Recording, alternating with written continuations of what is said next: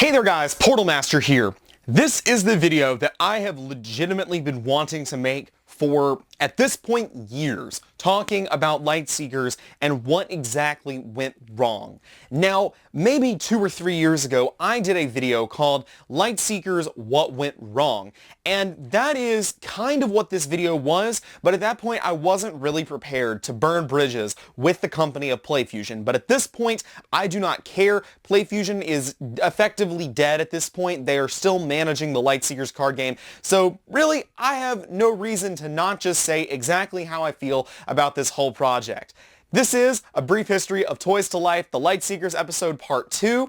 Before we get into this, I wanted to preface this by saying that as I was writing the script for this, I realized I was going to have to split this into 3 different episodes. So, officially, the first episode will have been the intro. If you haven't watched that, you should go watch it. This is going to be me talking about why Lightseekers failed, and then the third episode is why I'm going to is where I'm going to be talking about everything with their Kickstarter that just seems wrong. I am really weirded out by some stuff that went on with their Kickstarter, and that's a video I'm also really excited to make. So, let's get into this. Lightseekers was a great idea, and PlayFusion, I have no doubt, was full of very talented artists, game developers, and designers. The world of Lightseekers was rich. It was a great concept. Lightseekers as a game was pretty good. Mechanically speaking, it was a lot of fun, but there are so many big problems with this game, and there are a lot of reasons why Lightseekers never should have even left the drawing board.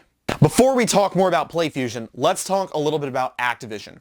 Activision is worth approximately $70 billion, and that is billion with a B. That is a lot of money. It is one of the largest AAA game design studios in the entire world. It is staffed by dozens and hundreds of industry veterans. It has so many different people that it can draw from, so many talented studios, so many talented game developers, and honestly, even for them, Toys to Life was an incredibly ambitious concept. Even with all of the resources that Activision had, I still cannot see them pursuing a project as ambitious as the Lightseekers project from the get-go.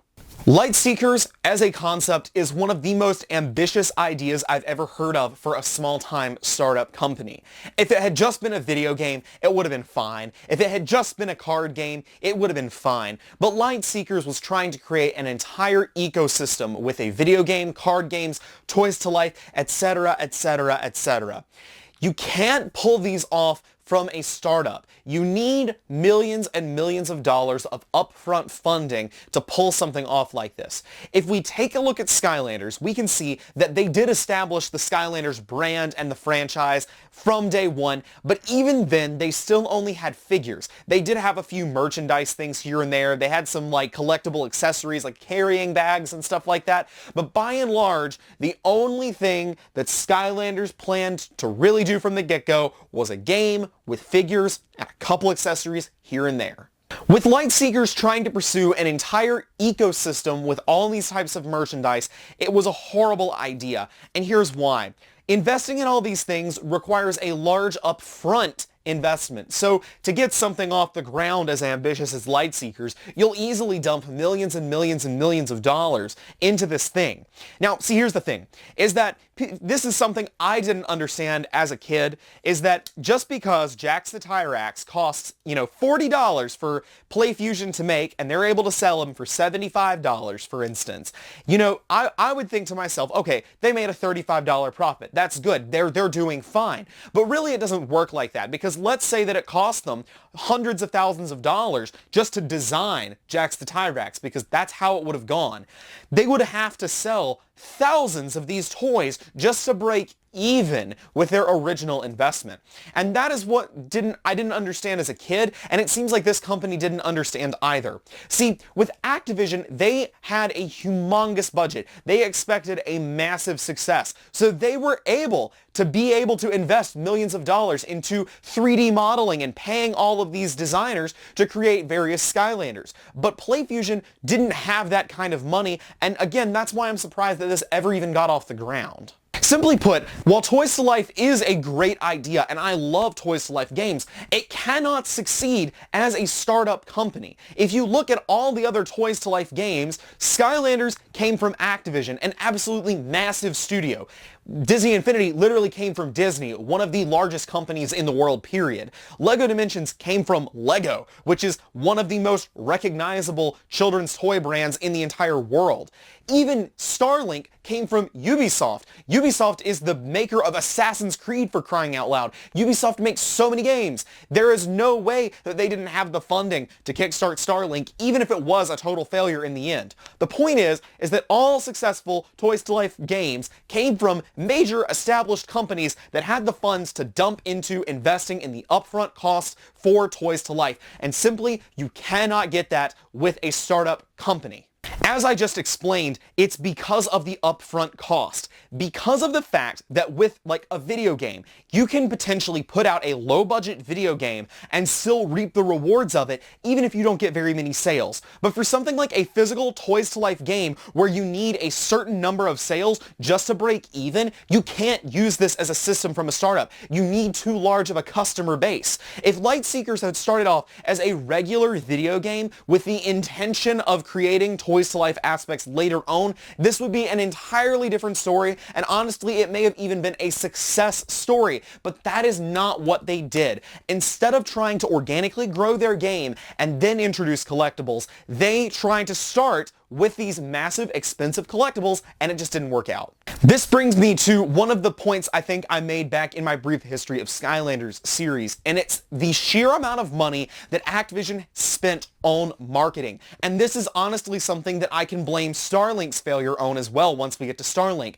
Lightseekers and Starlink, both of them, did not perform enough advertising to get the customer base they needed. See, Activision must have spent millions and millions of dollars on advertising for Skylanders Spyro's Adventure. If you watch Cartoon Network, if you watch Disney Channel, if you watched any children's network TV back in the early 2010s, there is no way you didn't see Skylanders advertisements. They were like every 3 advertisements was a Skylanders ad. There were so many Skylanders ads. You walked into Toys R Us, what did you see? An absolutely massive display of Skylanders, humongous logos. There was so much advertising. It was impossible to not know that Skylanders existed if you were a kid that enjoyed video games. And even amongst Toys to Life Skylanders fans, there are a lot of people that commented on my last video that's like, I didn't even know Lightseekers was a thing. And that should show you the fundamental problem with this thing. You can't drive a Toys to Life game without a massive customer base, and that is exactly what Lightseekers failed to do. That's a stupid way of putting it, you know, Portal Master. They didn't end up succeeding because they didn't get enough customers. But simply put, I mean, I don't know what other way to describe it. Lightseekers did not have anywhere near as an aggressive marketing campaign as it needed to, and that's why ultimately a startup Toys to Life game just can't work unless you can get a massive amount of funding dedicated to actually trying to advertise the game. Or you start off with the game and grow it organically, then introduce collectibles later. Let's talk about the appeal of this game. Who was Lightseekers aimed at? One of the things that you learn in school, the first thing you do, is you're like, who is your audience? You learn this when you're writing a paper, you learn this when you're giving a speech, you learn this when you're designing a merchandise thing. And simply put, they didn't do this for Lightseekers. Who was this aimed at? If I ask you, who was Skylanders aimed at? Who was Disney Infinity aimed at? Who was LEGO Dimensions aimed at? You can probably give me a pretty straightforward answer. It was aimed at young boys and girls from the age 6 to the age 14, and those are the people who were supposed to buy into this game. That is exactly right. Now think about Lightseekers for a minute. Who was Lightseekers aimed at? We're not even talking about the fact that it was just a mobile game yet. Just on the surface, who was it aimed at? Lightseekers had a very complex gear system. As a 6-year-old, I wouldn't have understood it at all. I would have not really enjoyed this game until I was at least 12 years old. So this game was aimed more at like the 12 to 16 age, but also like that is the point where you don't want to play with toys anymore. So at that point, why is it Toys to Life? There is such a huge issue with knowing who the audience was. And simply put, if I was 16 and I was looking for a game with, you know, cool mechanics like Lightseekers had, I'd play World of Warcraft, I'd play Diablo, I'd play something like that. I wouldn't play Lightseekers, especially considering that you can play either of those games for a lot less money than something like Lightseekers, which required a massive, purchase getting the figures. If you didn't like Toys to Life before, why were you buying into this game? Who was this aimed at? Skylanders had mass market appeal. If I ask you what game sold better, Wii Sports or Monster Hunter Tri, which was the more popular game on the Wii, you would know for a fact that it was Wii Sports. And why was Wii Sports more popular? Well, because anybody could pick up a Wii remote and go with the remote and pretend to bowl. Not everybody could sit down and learn how to play Monster Hunter, and not everybody wanted to learn how to do something like that. And that's kind of how I feel with Skylanders. You can strategize and you can do all this cool stuff with Skylanders, but at the end of the day, if you really just want to play Skylanders, you can just throw Chop Chop on, spam the A button, and pretty much blow your way through every single level. That's the thing. You can't do that with Lightseekers. You needed to sit there. You need to analyze your gear. You need to figure out what was best. You need to figure out how to build your character, what skills you wanted to take, and you didn't need to do that with Skylanders, or any other Toys to Life game for that matter. Again, I ask you, who was Lightseekers really aimed at? Lightseekers, for some harebrained reason, was a mobile game in the era that the Nintendo Switch was releasing.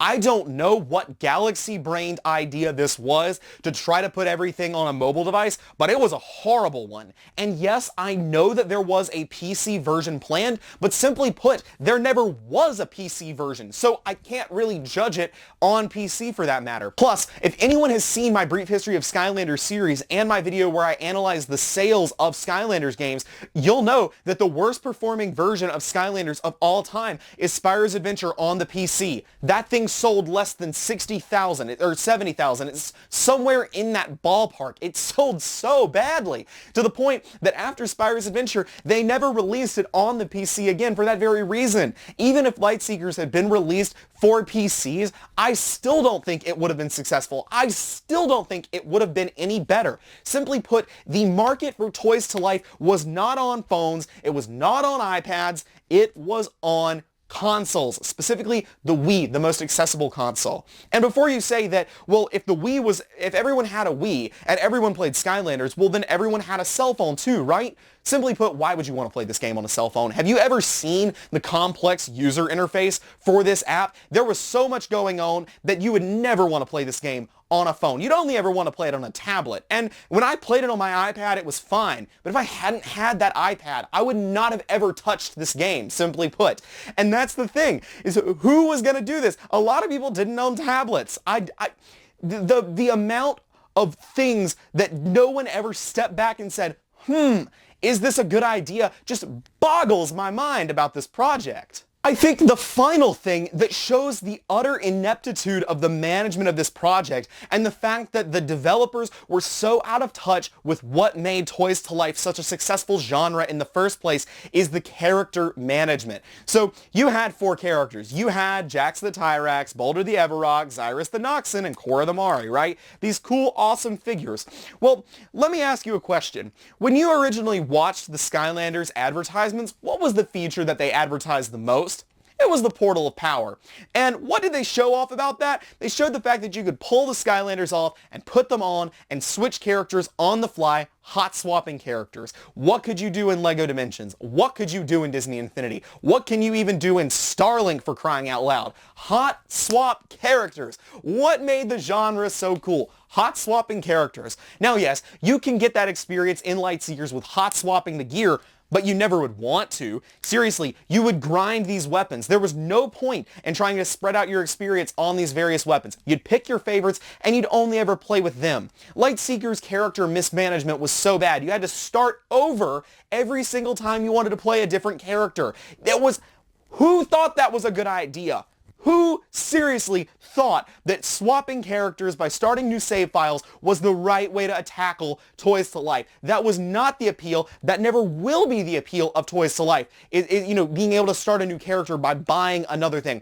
That's equivalent of buying another character slot in a game for a $20 or for a $40 purchase outside of the game. Who thought that was a good idea? I can't talk anymore about this. I've ranted every single problem I have with Lightseekers, and it's so funny to me because at the time, when this all came out, I was so enamored by this project, and I thought that, oh, this will be so cool, this will be so popular. But taking an honest look back at it, I can say, well, Seriously, it's obvious why this was a bad idea from the first place. And I don't blame the developers necessarily for some of this, but at the same time, I just wish that they had honestly done a step back and thought about what made the Toys to Life franchises so successful, both commercially and with the mechanics of the game. They didn't think about the fact that hot swapping characters was the highlight of other Toys to Life games, and they didn't think about the fact that they needed an aggressive guerrilla marketing campaign just to stay afloat. I don't know what they were thinking, and ultimately I never will. That's it for me today. That's all I've got for this video. I hope you've enjoyed this brief history of Lightseekers. I split this into 3 parts, and it's because I know so much about Lightseekers, and because it is something that I was sponsored for. I honestly could have made this its own mini-series, but I do hope you guys have enjoyed. I will be back with a 3rd episode in this mini-series portion of A Brief History of Toys to Life, and then we'll move on to Starlink, and then I have a couple other videos planned before we wrap up the Brief History of Toys to Life series. So I want to thank you all for watching me rant through this video.